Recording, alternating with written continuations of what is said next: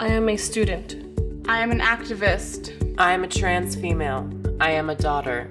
I am mixed race. I'm a trans man. I'm an actor. I am me. I am me. I am me. I am me. I am a lover. I used to be a fighter. I am not too young to understand. I am the future. We are the future. I don't have anything to prove to anyone. I know who I am. I know who I am. I know who I am. I need you to try to understand. Ask me what my gender pronouns are, no matter what I look like on the outside. I need you to be an ally with me. Ally is a verb, not a noun. I need you to watch this video so we don't have to be scared. I need you to know that we should be in this together. You can make a difference. Even one voice helps.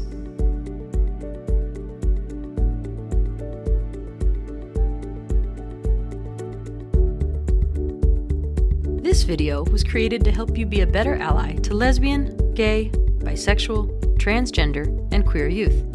First, we're going to help you learn and understand the differences between the three basic concepts of gender identity, gender expression, and sexual orientation. Through stories from young people and adult advocates, you'll learn more about the challenges that LGBTQ youth face. Finally, we'll provide you with a checklist that will guide you through important ways that you can participate in acts of allyship for LGBTQ youth. Let's begin with a little bit about the challenges that lesbian, gay, bisexual, transgender, and queer, or LGBTQ, youth face. Many LGBTQ youth are happy and thrive during their adolescent years. Going to a school that creates a safe and supportive learning environment for all students and having caring and accepting parents are especially important. This helps all youth succeed in school and maintain good physical and mental health. However, some LGBTQ youth are more likely than their heterosexual peers to experience difficulties in their lives and school environments, such as violence. Most LGBTQ students experience some form of discrimination at school. Did you know that in New Mexico, over half of our LGBTQ students are feeling unsafe at school? And because of that, each month, 15% of our lesbian, gay, and bisexual students are missing school? We also know that in New Mexico, our lesbian, gay, and bisexual students are bullied twice as much. When we look at the juvenile justice system, we see that LGBTQ youth are represented at a rate close to 3 times higher than their percentage in the general population, and a staggering 40% of girls in juvenile detention identify as LGBTQ. Across the nation, suicide is the second leading cause of death among young people ages 10 to 24. On top of that, lesbian, gay, and bisexual youth are 4 times more likely to attempt suicide.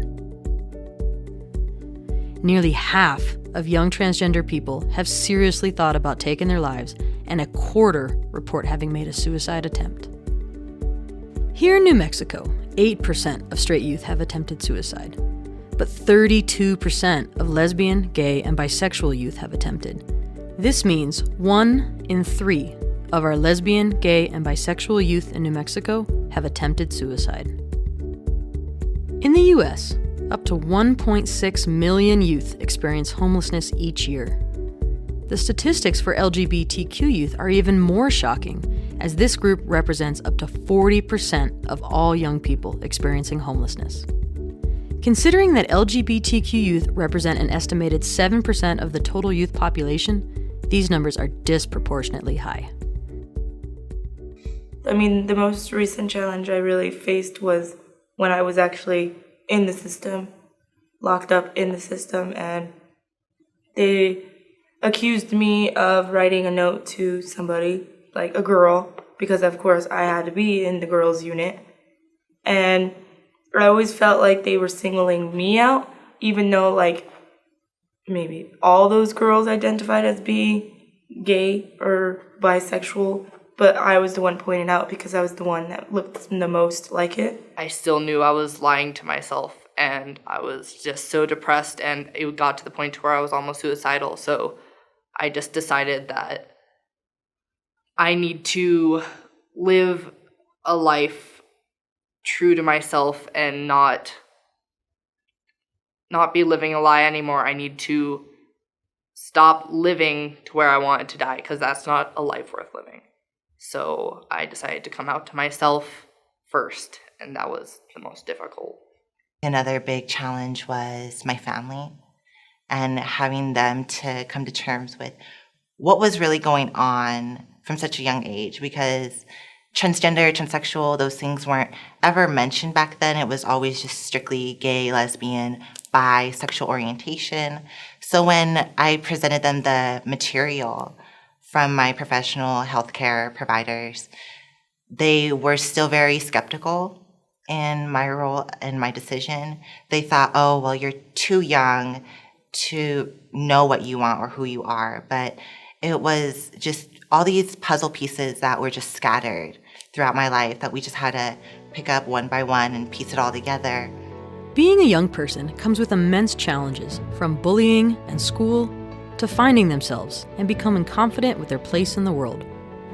Our youth come to us with not just one identity, but layers or intersections of identity. Some of these identities, like gender and sexual orientation, come with additional challenges caused by societal discrimination, harassment, and bias. This increases the risk for these youth to a critical level. Therefore, we all have a tremendous responsibility to support our young people to be authentic to their true identity. We're at an important crossroads where our every action can help or hurt a young person as they create connections and identify the supports in their lives.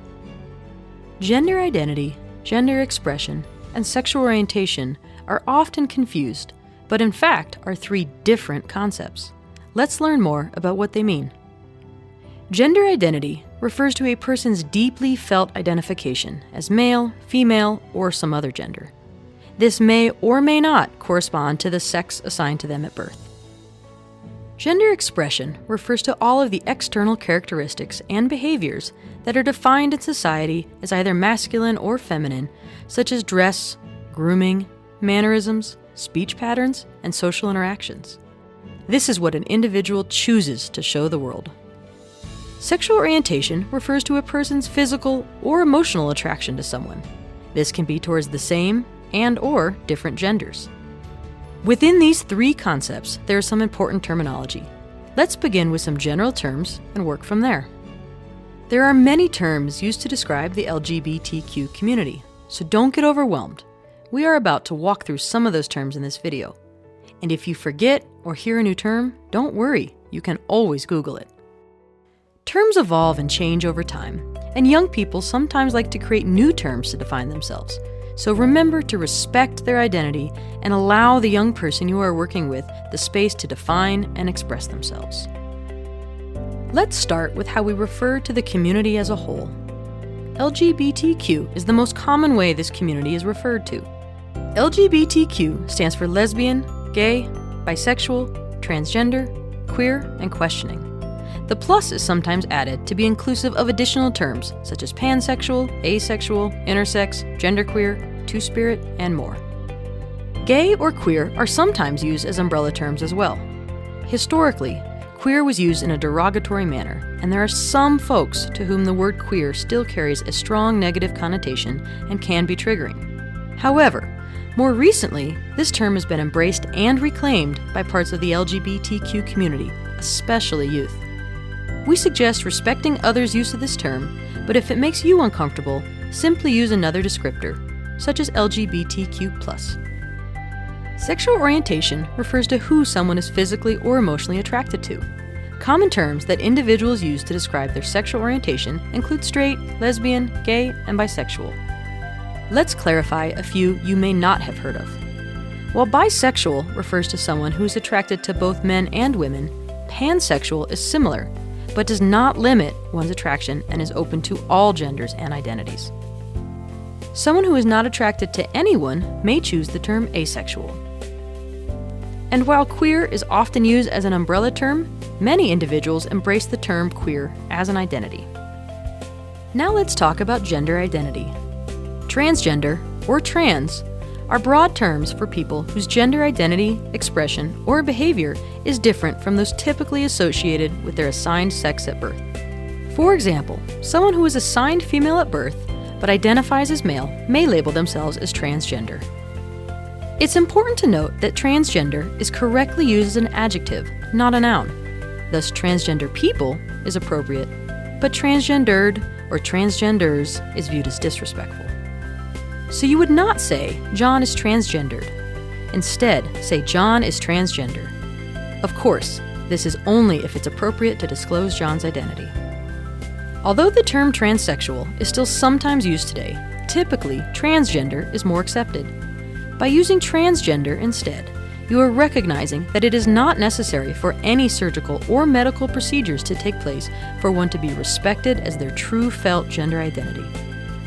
Cisgender, or non-transgender, is a relatively new term that is used to describe someone whose gender identity matches the sex that they were assigned at birth. For example, someone who is assigned female at birth and identifies as female is cisgender. If you're wondering where this term comes from, the prefix cis is Latin, meaning on this side of, whereas trans means on the other side of. This term is important because before its introduction, the problematic word normal was used when referencing non-transgender people. Cisgender is now a complementary term to transgender.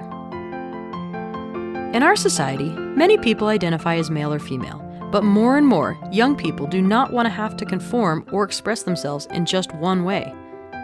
The terms genderqueer, gender neutral, gender nonconforming, and gender expansive are all terms used to describe people whose gender characteristics, behaviors, and/or expression do not conform to traditional, cultural, or societal expectations. This means that they reject gender as just strictly male or strictly female. Some individuals express themselves in a merged version of socially defined masculine and feminine characteristics or neutral characteristics. They may or may not also identify as transgender. One of the most powerful things that you can do as an ally is to ask people what their gender pronouns are. This gives them the power to self-identify and takes the guesswork and assumptions off of us. Gender pronouns commonly used are she, her, hers, he, him, his, or the neutral they, them, theirs. Now that you are aware of some of the terminology, it's important to take note of a few terms that are inappropriate to use. As mentioned before, terminology and language change as new terms or more appropriate terms are developed. Avoid describing being LGBTQ as a lifestyle.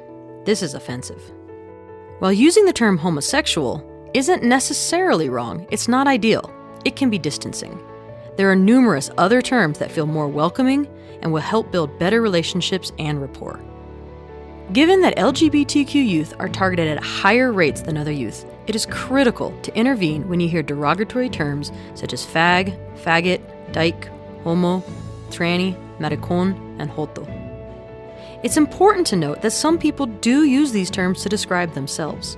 However, you should avoid using those terms unless you're referring to your own identity. Our young people have many different identities that intersect beyond gender and sexual orientation.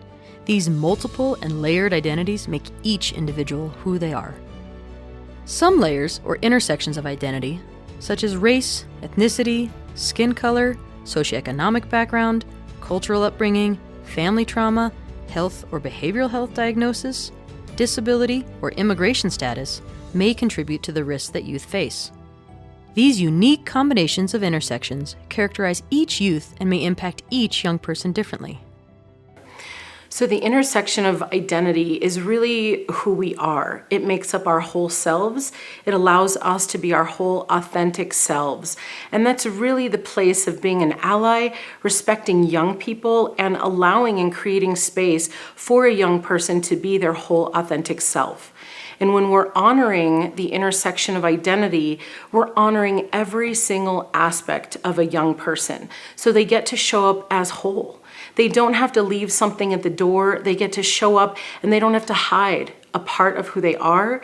They get to show up and say, this is who I am, this is my name, these are my pronouns, and I want to be respected. I think intersectionality has become sort of a buzzword in activism, but it really is important because when people have intersecting oppressed identities, then their outcomes and the disparities, the discrimination and violence that they're at risk for experiencing become very heightened. So for me as a white transgender man who speaks English and has a college degree, I am really in very little danger of encountering any type of street violence. I am not someone who another person would pull their car over to the side of the road to kill because I'm not even visibly trans. But when someone is a transgender woman in a culture like ours that already oppresses women, cisgender women, and also is transgender and is also a person of color, and then you add on anything else like being HIV positive, being a sex worker, being a person who injects substances, that person is at so much more risk for every type of violence, from street level violence to institutional violence, than I am. So intersections really start to count when you look at the outcomes and the violence that people experience. You know, so it's like I said, like simple things like going to the MVD, and you imagine going into trying to get like your license, and they're like, "Oh, who is this for?" And it's like, it's for me. You know what I mean? Because it says male on my stuff, but obviously I'm not a male. I don't look like a male at all. You know, and so it's really like, that's like really challenging. Being queer is hard. You know, I go outside every day trying to be myself, and there are always people who don't like that and who make that very clear to me. You know, I've been hurt physically by people, I've been picked on a lot, and I've been just isolated, and I think isolation is the worst. Well, when she first came out, I may be known of 2 transgenders within our community, other than my daughter. She is the first one to come out within the high school setting. And I think people were very mixed. There were some that were accepting and others that were not so accepting.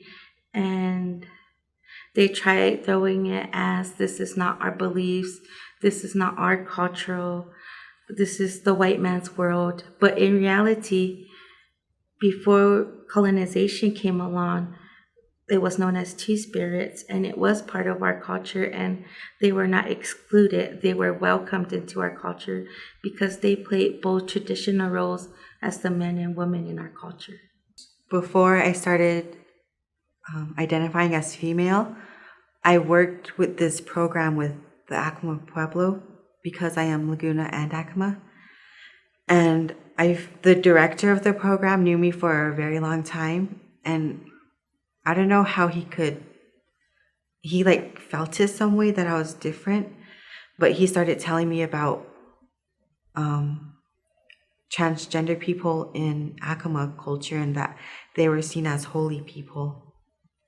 And that he had pictures of men in the mantas, which is like the dresses that females wear. And it just made me feel proud to be Native and also to be transgender. Being a part of the system as a youth, I really felt kind of belittled or judged at the fact that I was interested in the same sex. And I think the staff and my foster parents kind of made it into a huge, like, living joke. Definitely safety, I would say, is huge, especially with me being so clearly read as being queer.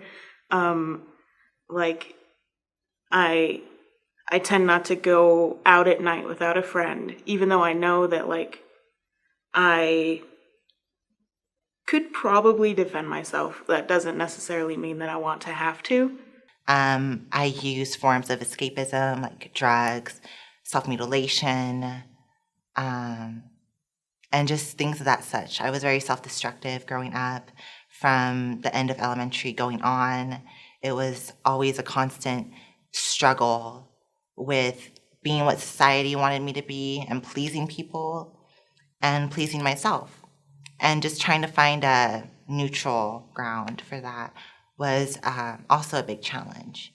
And then having so many negative coping skills that I acquired growing up, like the cutting, the burning, not eating, just, really punishing myself for being different, and not knowing that I was different, not having a label to be like, this is who I am, was very traumatizing, I'd have to say, because not having a sense of identity, you lose yourself really fast. When my sister came out, it was traumatic. I mean, she told us that I wasn't allowed to know, even though I knew 4 years before. I mean, she was like packing bags to like leave the state because her friends couldn't find out because it would ruin her reputation. And it was traumatic for a good 3 years straight. Just that topic couldn't be brought up in our house without fights. And, growing up knowing that that's also you, how could you come out knowing that that's going to happen to you also? Being trans, I think school has been very hard in the, educational kind of system. I mean, it's got to the point where I kind of just decided just to leave school and get my GED. That's kind of like where I'm at right now. And so I am getting my GED this summer. And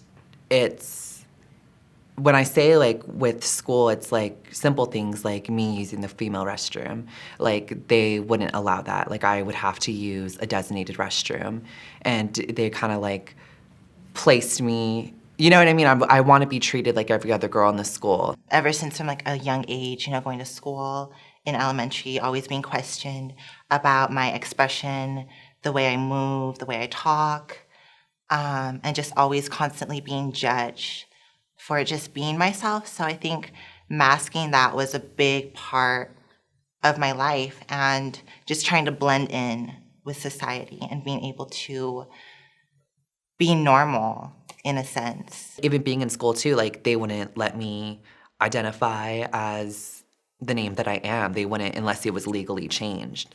And I think that was really hard too, because it's like you're sitting in class and like the teacher's calling and they're calling like my birth name, and it's kind of like embarrassing, and I think schools need to just need to do that more in general, and like they need to have a preferred name, you know what I mean? Because it's just how you feel comfortable and it's who you go as, and so it's kind of like they almost push me out of school, just because I don't even want to deal with it. School pushout can be defined as the policies, practices, and procedures that make it more likely for certain students to leave school instead of finish it. LGBTQ+ youth are 3 times more likely to experience criminal justice and school sanctions. So one of the things that we're most concerned about with LGBTQ youth, especially in the educational environment, is school pushout. And we define school pushout as any number of factors that could cause a student to choose not to be in school, or to not be able to be in school. And so that's also inclusive of any kind of juvenile justice type, systems that may be present on campus. The students most likely to drop out or be kicked out of school are the most marginalized students in our schools, whether that be because of race, class, disability, gender identity, sexual orientation. The most likely to be kicked out of school. We know that students who do not feel supported at school just don't show up and are far more likely to end up in the system or end up in what we call survival economies, meaning sex work, drug trade, theft, when there's no one else there for that young person. These things are far more likely to happen. I was still very messy with my appearance. I didn't care. It was just transition and survive. That was all I knew. I was still in that dark part of my life where I was still using hard substances and mutilating and dabbling in things that were very unhealthy. When my social worker noticed my instabilities, she confronted me directly in a very nurturing way. She just asked me questions, is everything all right? And then they brought up the suspicion of drug abuse. And like, you're so skinny, like you're not coming to school, what's going on? And at this point, I was heavily induced on meth. And I was just always using in my house. I never wanted to leave. I had a severe case of agoraphobia, where every time I left my house, I would just break out into panic. And just was so worried about what people would think of me, how I presented, just the little tauntings and people who nitpick. It was a lot, so I just would escape. and not leave my house. We know from the GLSEN National School Climate Survey that approximately 85% of LGBTQ youth have experienced verbal harassment in the past year in their school environments.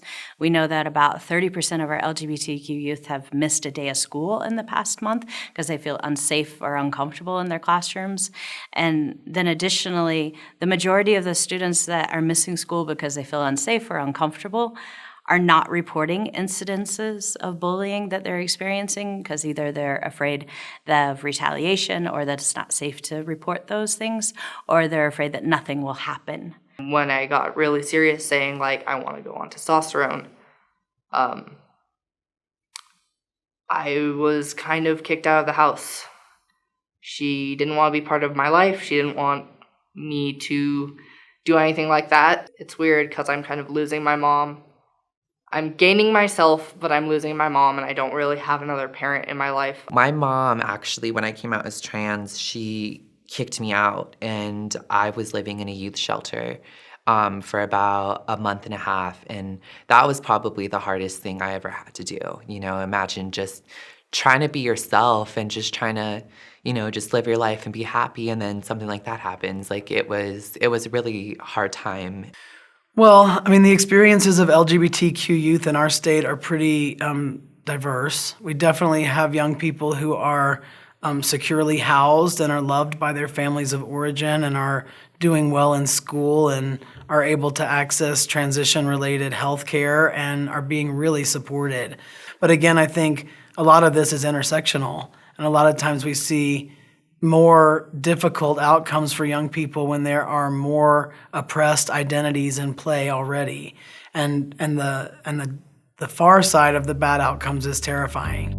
LGB youth who come from highly rejecting families are 8.4 times more likely to have attempted suicide than LGB peers who reported no or lower levels of family rejection. Now, I want to be really clear that it's not because we are LGBTQ that we attempt suicide. It is not a pathology. The reason this happens is because of how society treats us. And layers of microaggressions are too much for one person to handle. And that's why we're doing this education, so we can educate ourselves and really be a better society, so our LGBTQ youth and community stop feeling like they don't want to be here anymore, and that they can be respected and productive people in our society, because we are. Microaggressions can be defined as the everyday slights, snubs, or insults, whether intentional or unintentional, that communicate hostile, derogatory, or negative messages to people in marginalized groups. So a microaggression is a subtle but still offensive comment or action that can be unintentional, subconscious, that brings down or promotes stereotypes for any marginalized group, gay people, people of color, women, whatever. Well, I think the first thing about microaggressions is that they are typically defined by the person who is experiencing it. So I think it's really important that, you know, the definition isn't something that's hard and fast, because it could look like something different to me than it does to another person. If someone comes up to me and calls me some names, some derogatory words having to do with my sexual orientation, it's pretty safe to assume that their intention is to hurt me. If someone says, oh, well, if you really want to be a guy, you need to stop painting your toenails. Is their intention to hurt me? No. Their intention is they think that they're helping me become a better guy. So I think of the first one as an overt act of prejudice or discrimination, and the other one as a microaggression, which comes into this intent versus impact. The intention here was not to hurt me, but the impact was that it did. The intention here was very much to hurt me, and the impact was also that it did.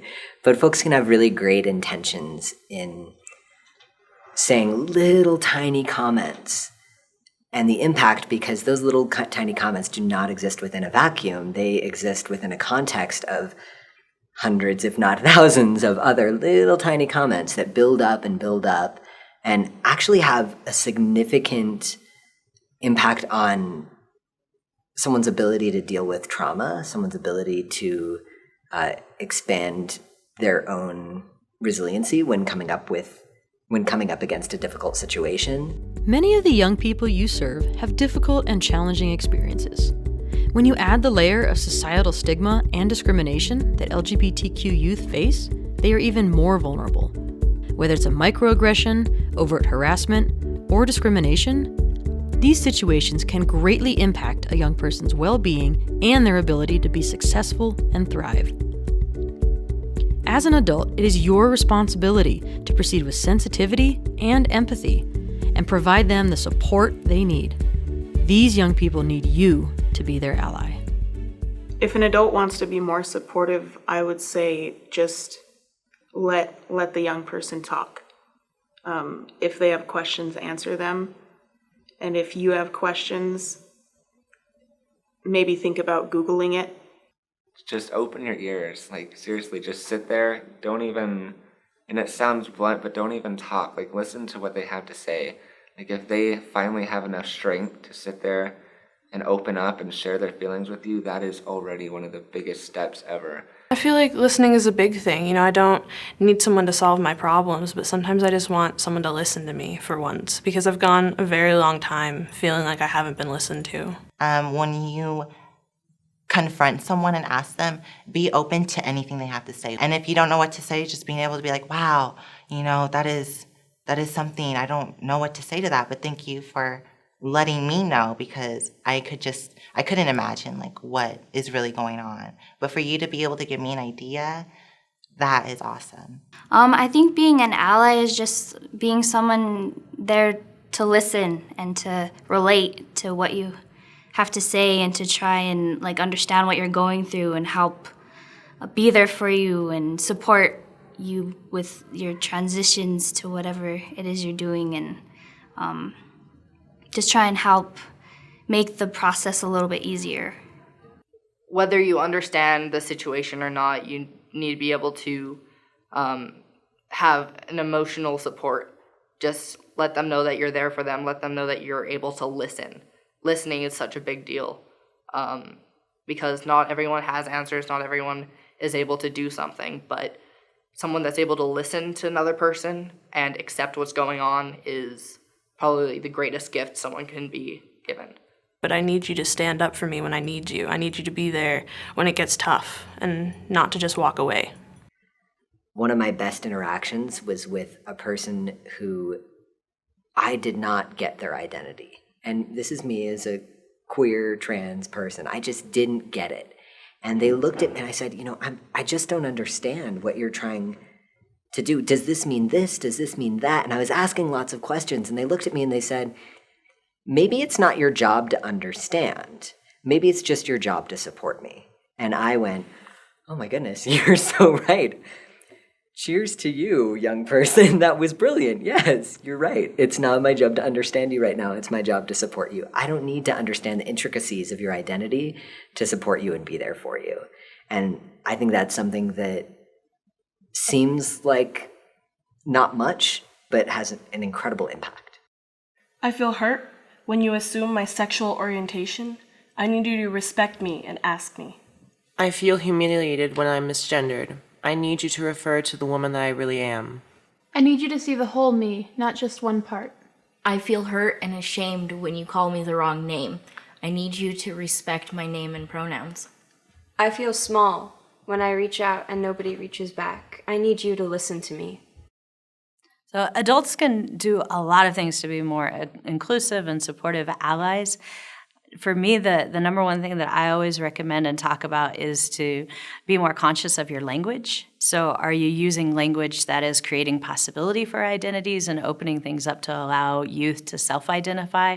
Or are you using language that is more limiting and putting youth into like a binary system of male or female instead of saying, go and talk with your mom and your dad? Are there other ways that we can say that? Like go home and talk with your family, because our families ultimately look very different. To make things better, you can get involved and you can just educate yourself, really. It's so much more than just being there. You have to be an active part of it. You have to educate yourself and educate those around you. And if you really teach people about it, then not only are you growing, but you're helping other people grow, and then you grow together and you really make a difference. Constantly educate yourself on any issue. Like, you don't know everything just because you're an older person. Take a step back and really acknowledge and validate that these young people probably know what's best for themselves, and that you're really there just to help guide them in that, but always follow their lead. Don't ever project any of your values or any of your identities onto young people, because they're still becoming their own person, and you shouldn't be the one that makes them who they are. They were born being who they are, and that's not something that can ever be changed. So just really follow the lead of a young person. And a lot of times I think with young people, we just discount their realities as if they aren't self-aware or are able to articulate themselves to us when they really are. And they tell us what we need to know, and we just don't want to listen to them. So I think when we can partner with them and elevate their voices and be part of the advocacy and the effort to make that change, that's also important, is how do we partner together? And not just jump in front of them and speak for them, but how do we bring them into the conversation and lift up their voices? I'm going to go back to the piece of asking questions. And you may be turned away, like that may happen. You may be like, I don't want to talk about it. This is dumb, whatever. You may get that. But if you show an interest over and over, a young person's going to notice. Because as much as a young person notices that you don't pay attention, they notice that you do. And so I think that's key right there, that as adults, we listen, and then we ask questions, and we listen some more, right? And then take that in and see how we're maybe part of it, part of the problem, or part of making a change with them. I do think that all of these systems interlock in a lot of ways, and that people who are systems affected, you see going through lots of the different types of systems you just named, facilities of recovery from addiction, school systems, foster care even, all of those things are very similar, I think, in the idea of how we would improve those systems, if it's possible to do so, I think would follow a similar model of first just talking to people who are affected by those systems and finding out what's working and not working for them. Making sure everyone at every level of the organization is educated is a big part of it too. We have a lot of stories of places, facilities where people go in and maybe the administration is pretty well educated and is prepared to do a good job with our individual constituents, but the person who staffs the front desk or answers the phone doesn't have access to that same information and unwittingly do a terrible job with a trans person, but they didn't even mean to. They didn't have the information to do better. So making sure that everyone is involved in that type of discussion and not just the people, at the top. Yeah, it's the worst when you go into when you're trying to apply for a job or you're trying to do something and it says male or female. And it's like there should be other, because this is not what people just identify as. So imagine if you were a young person coming in and having to fill out paperwork for the first time. First time you are coming into a system that is very strange and new to you, and you're a little scared and nervous. And you come in and you fill out the paperwork and it doesn't have a gender marker that belongs to you.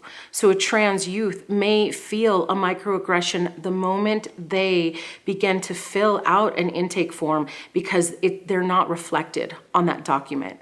And I know all of our organizations have protocol, we have procedures and policies and intake forms, but it is okay to look at those and really improve those forms. As we're improving ourselves, as we're educating ourselves, we have to make sure our policies and procedures are following that so that we can keep the highest standard for our young people.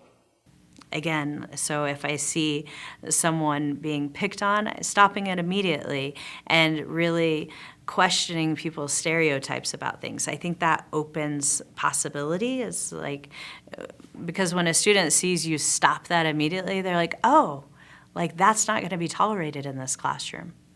So I'm safe to try on that identity. I'm safe to talk in the way that feels comfortable to me or that feels natural to me, because someone picking on me for that is not going to be tolerated here. I think a big part of being an ally is not only trying to sympathize, but empathize. And sympathy is just saying, wow, I see you're struggling and that sucks. But empathy is more, I see you're struggling, let me help.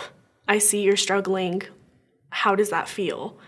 And being an ally is all about empathy. If you can understand where someone's coming from, that's what makes you want to be an ally.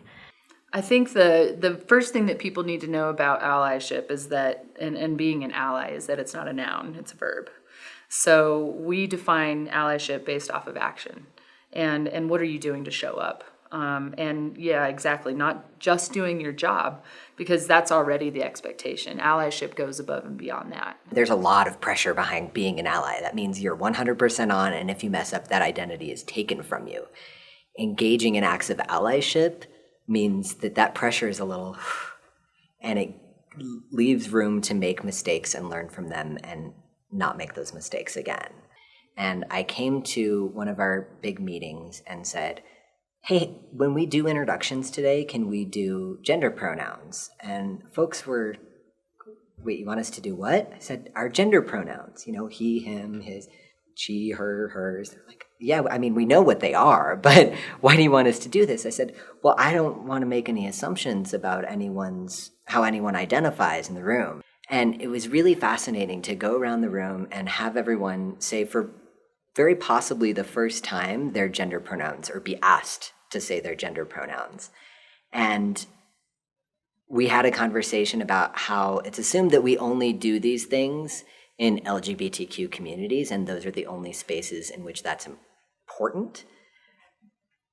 And they reflected that doing this in a space that was not LGBTQ specific was fascinating and felt like an invitation into a conversation that they hadn't had before. And having that moment to say, oh, how would I answer that question? Also gives you that moment to say, oh, other people are asked this question all the time, or assumptions are made about their identities all the time. If you're an adult, or even if you're a young person, and you hear somebody use the wrong pronoun, you cannot call yourself an ally if you don't call them out. So if I'm going in front of a classroom and I know that the identities of these students in this classroom are vastly different than my own, it means that I'm going to look inside and say, okay, what biases might I have about these students of my own? Because we all have them. How could that prevent this student from connecting to me? If your job is to lift up and support young people, then you should be educating yourself, and you should be hyper aware of the things that you're saying. Ultimately, when youth hear the silence, they hear that it's not okay. That's what they're learning and they're taking away. So then at the organization level, we need to have the conversation started and continued. We really need to take a step back and allow that young person to be their full, authentic self while we figure it out. Youth have a voice. The young people will continue to have a voice, and they're here, they're not going anywhere. We want them to stay. That it's important to ask questions, but not tokenize. To build relationship with our young people. And to also seek their own resources outside of young people. To know how to do that. To ask an organization or even go online. I'm an ally because I believe there should be change in the world. I'm an ally because that's what's right. So in review, here is a list of ways that you can participate in acts of allyship for LGBTQ plus youth. Ask questions, but also educate yourself. Use correct names and pronouns. If you don't know, ask. Listen to youth. Take them seriously. Stand up and defend LGBTQ plus youth. Interrupt bullying and harassment. Stop all derogatory comments. Use non-assumptive, neutral language. Display LGBTQ plus material and resources. And remember, ally is a verb, not a noun. I feel protected when you call me by the right name and pronouns. I feel hopeful for the future when you ask questions. I feel empowered when you raise me up. I feel supported when you stand up for me when I'm not there. I feel safe when you defend queer and trans youth. To learn more about supporting LGBTQ plus youth, please visit the CYFD website, or if you'd like to see other videos and learn about upcoming trainings, call 505 827-8008.